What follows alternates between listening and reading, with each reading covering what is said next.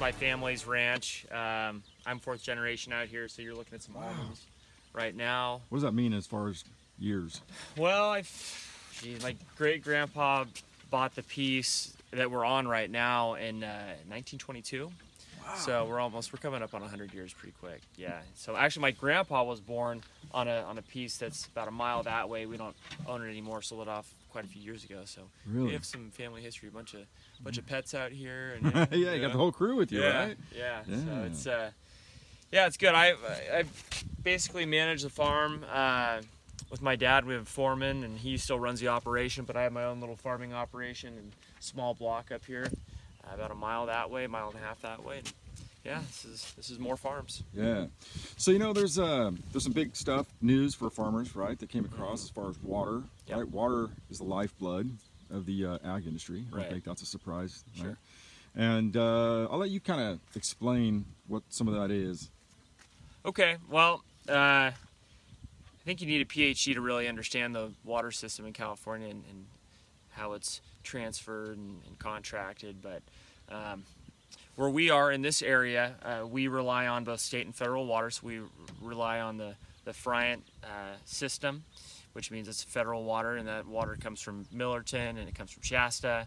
So we depend heavily on a lot of the Sierra flows. It comes all the way from Shasta. Yeah. So it's a long ways away. It moves. That's how we've managed to create this incredible thing that's Central Valley Ag and California Ag. And I always talk about this. We're facing issues, and obviously we just came out of a big and really a devastating drought. But you got the guys in the 20s and the guys in the 50s that built the system, and they were experiencing a lot worse than we were. Now we have an infrastructure that's crumbling right now, and we're going to have to fix it, and we're going to have to pay attention to it and get funding for it, and make sure we utilize it properly. But at least we have one, right? And that's at least a good place to start. Anyway, so where we are in the valley, we're in the southern portion of the valley, so water has to travel quite a long ways to get here. What we've managed to do in the Arvin area and in our water storage district is Arvin Edison Water Storage District. We've managed to bank a lot of water on wet years, such as this year. So what we do is we have water coming down. We have water coming down from Millerton, Friant, through the Friant, and we'll bank it in our facilities out here in Arvin. And we'll let this tractor drive by. It's part of the game, right? Sound, right?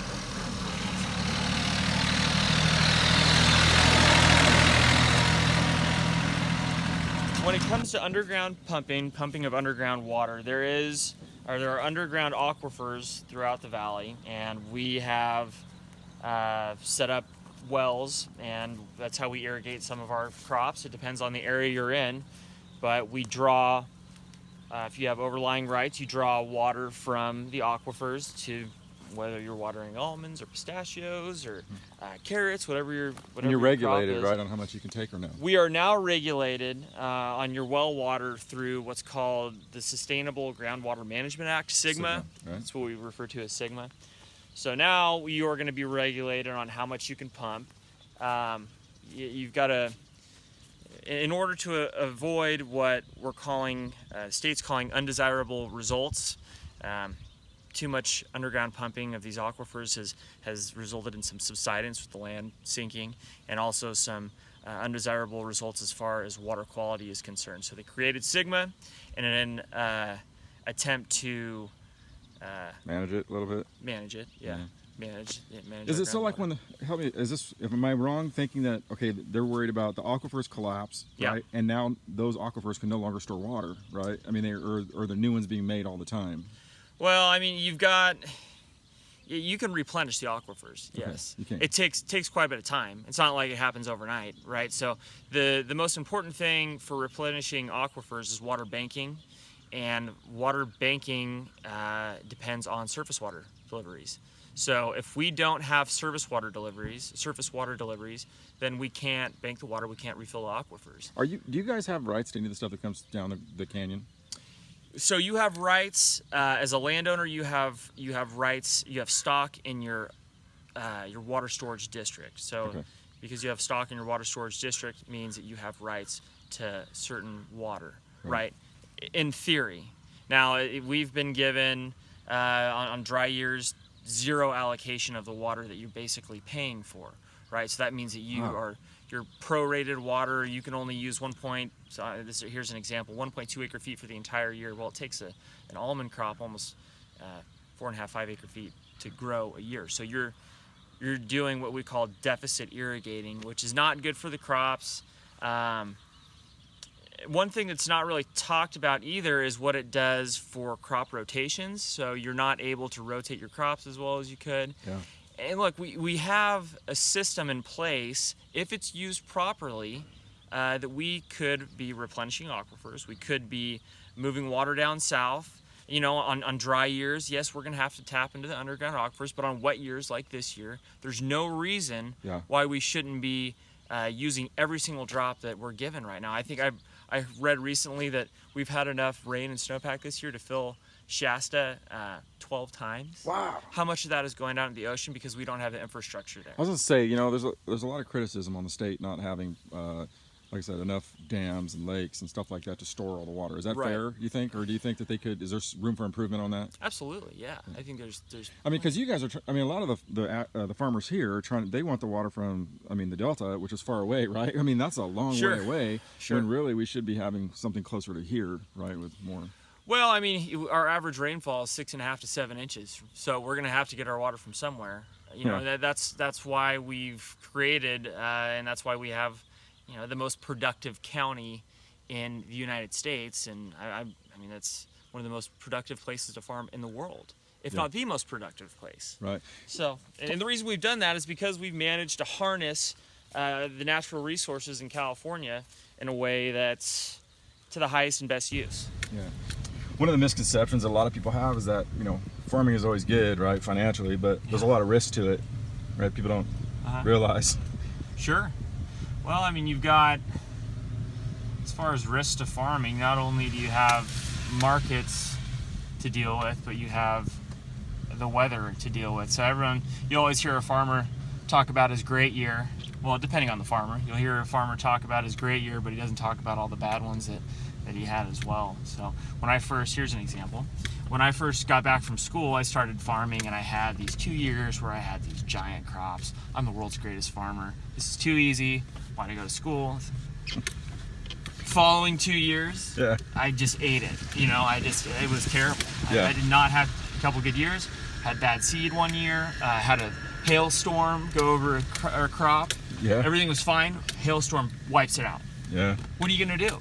Right. So you've got to think ahead. If you're farming, if you get a couple good years, throw it in the bank.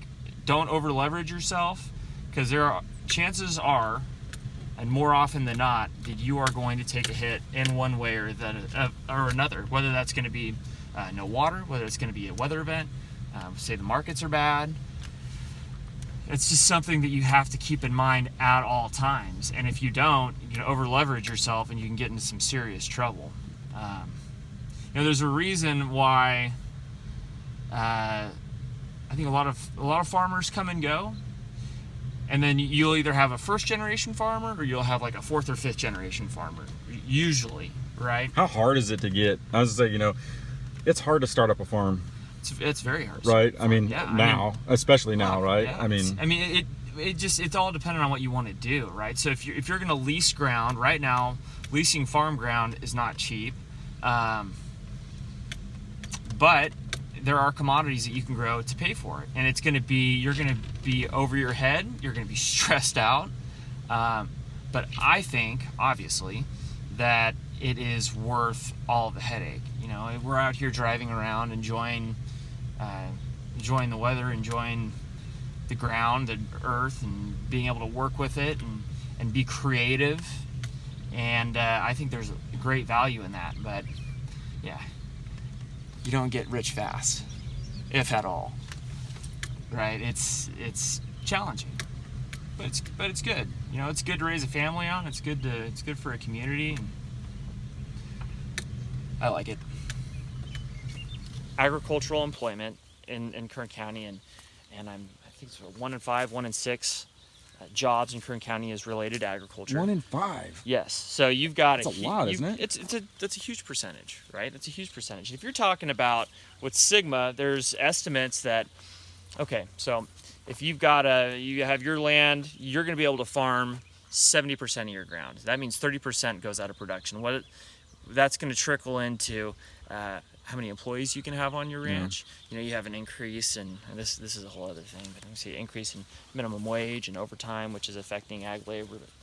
You know, you're talking about with this new Groundwater Management Act, a substantial cut in productive ag ground, which means a substantial cut in the amount of services that you'll need, the amount of labor that you'll need. Yeah. Unfortunately, it trickles down, right? Absolutely. I mean, it just does, and the general population actually is the one that feels it, right? I mean, it Yeah. really goes all the way down to a mom and pop store downtown Bakersfield that, you know what I mean, gets money from people spending there that worked in ag or whatever, you know what I mean? So it's really a big impact. Well, and you know, you've got this, we are, Bakersfield is traditionally, and I know we're trying to diversify our economies, but we are resource economies. We're ag and we're oil, and those are our bread and butter, and there's nothing wrong with that. And why don't we want to support those industries more? There's no reason why we shouldn't. You know, they're in my opinion honest industries, and you know, a lot of good hardworking people are in those industries. And the other thing is too is what works in Montana, right, doesn't work in California. Right. And I know you had mentioned to me before that, you know, California is one of the last places where they have serious regulation, right, on some of the water and stuff. Right. But like I said, when you have a population of California, Sure. it's just not the same. It's not the same formula, is it? I mean, does that matter? No, you know, it's in California.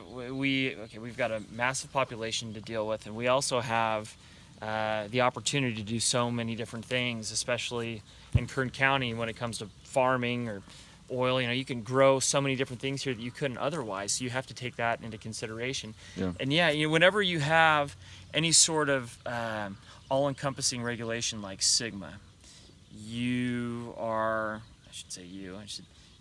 the state usually has a knee-jerk reaction, and they overreact, and they don't think things through, right? And there's all of these unintended consequences that are happening with, you know, you've got land going out of production. So yeah, you can't. California is its own beast. I mean, California ag is its own beast.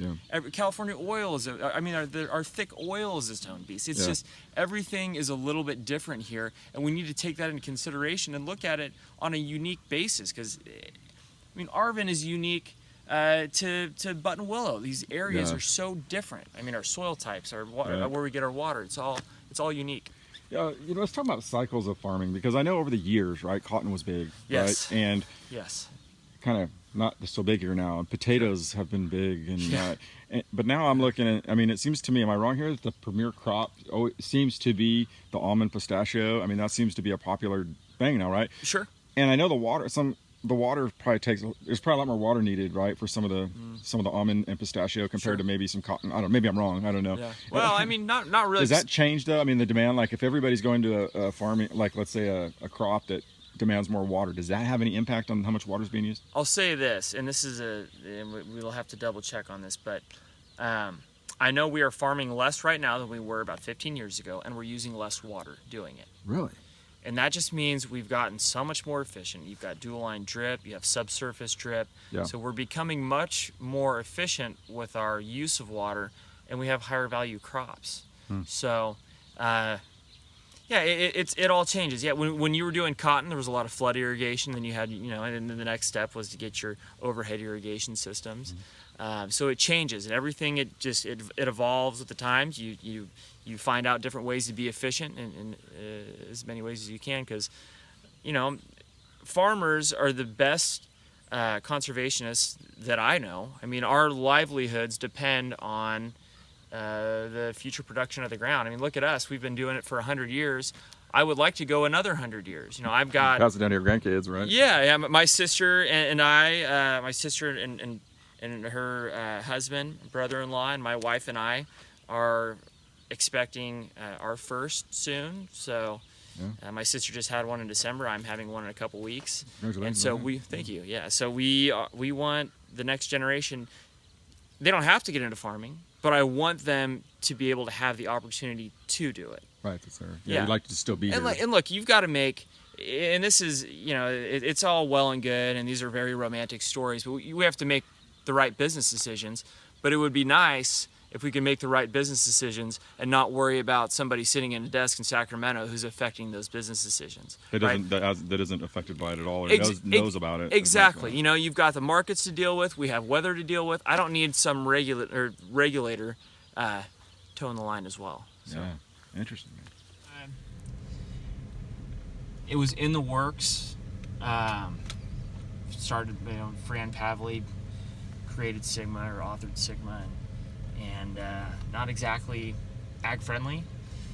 So it was being worked through the legislature, yes, but like we were talking about before, everything that happens throughout the state is usually overdone, and so now we're just really getting into what SGMA is. So no, you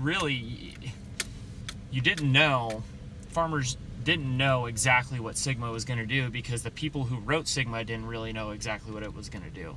And the regulators and people involved still are trying to figure out where all these chips are going to... I was going to say, is it still work in progress? Oh yeah, absolutely. Okay, so nothing's in stone 100%. No. Yeah. I mean, that's why what you're seeing right now, ag land values fluctuating, and nobody can really put their finger on it, and it's stagnating the agricultural real estate market, and it's stagnating the market because there's so much uncertainty. Yeah. Right. So there's all this uncertainty out there, and putting on my Farm Bureau hat, the best thing that a farmer can do is to educate himself or herself every way they can. Yeah. So like what we do through Farm Bureau is we try to educate growers, we try to educate people and get them at the table, through the door, actually influencing these bills. Because I mean, when I got back from school, we had irrigated lands that was passed, we had AB 32 that was passed, we had SGMA that was passed, and it was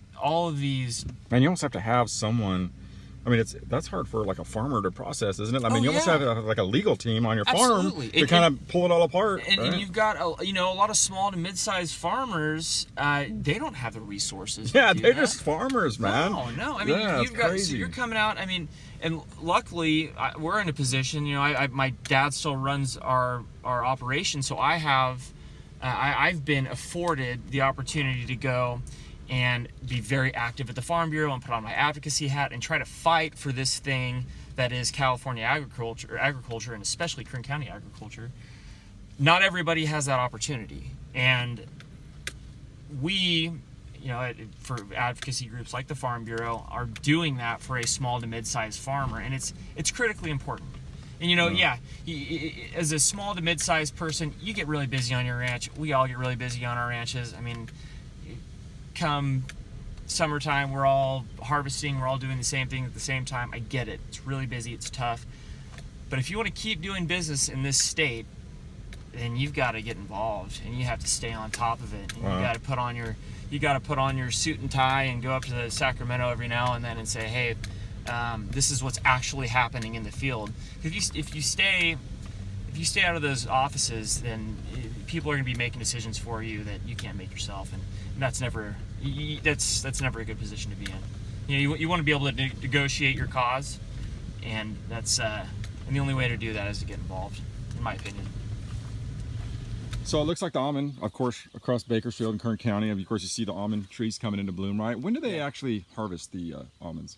We'll harvest into August and September. Yeah?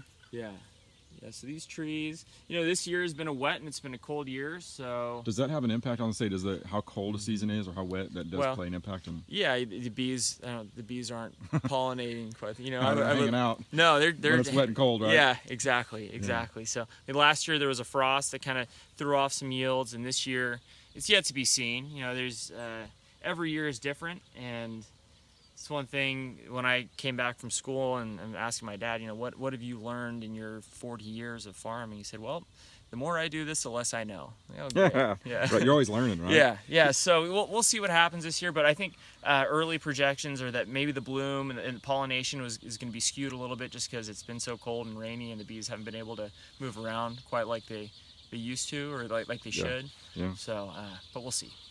Yeah. Farmers are usually price takers, not price makers. So unless you have a sales office or you're brokering your own things,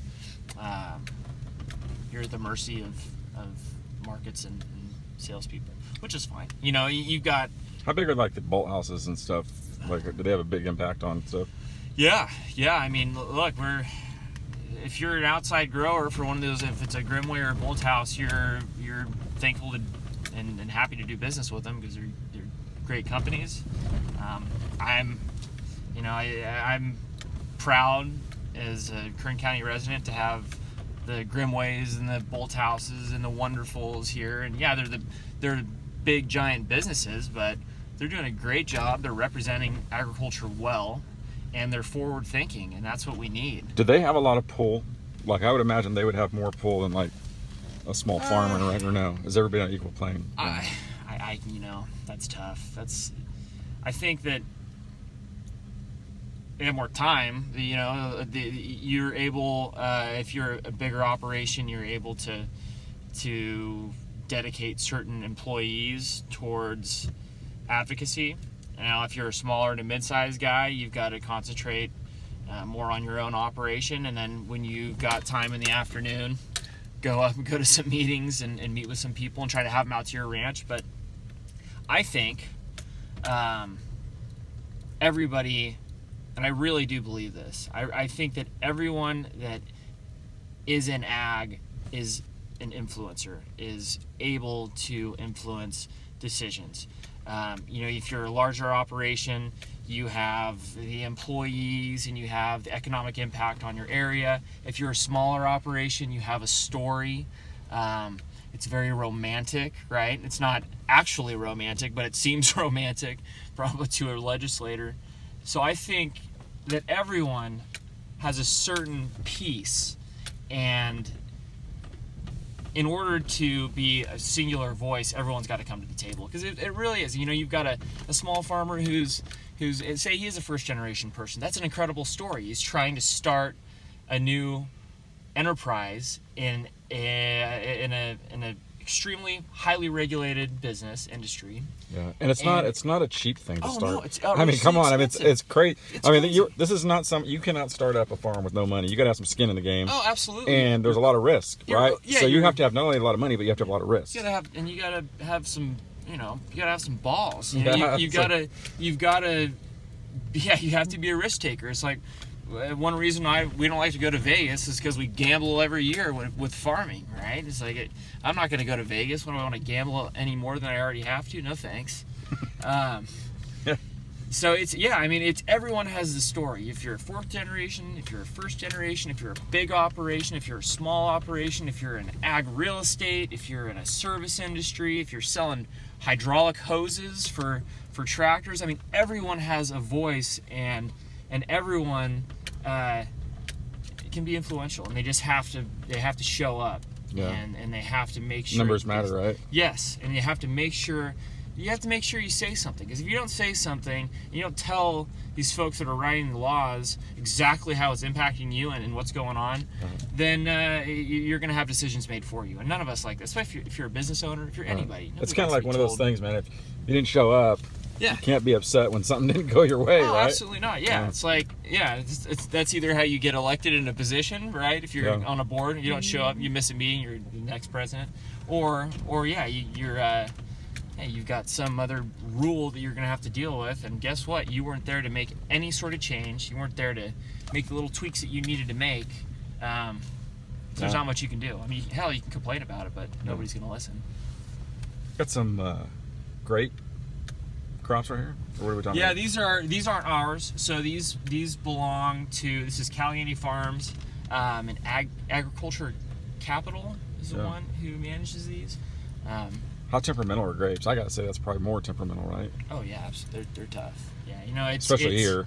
It's the grape thing. We haven't gotten into the grape market on Moore Farms or White Wolf level, but I've got a lot of respect for them. You know, I've got a lot of friends that are in the grape business, and it's a battle.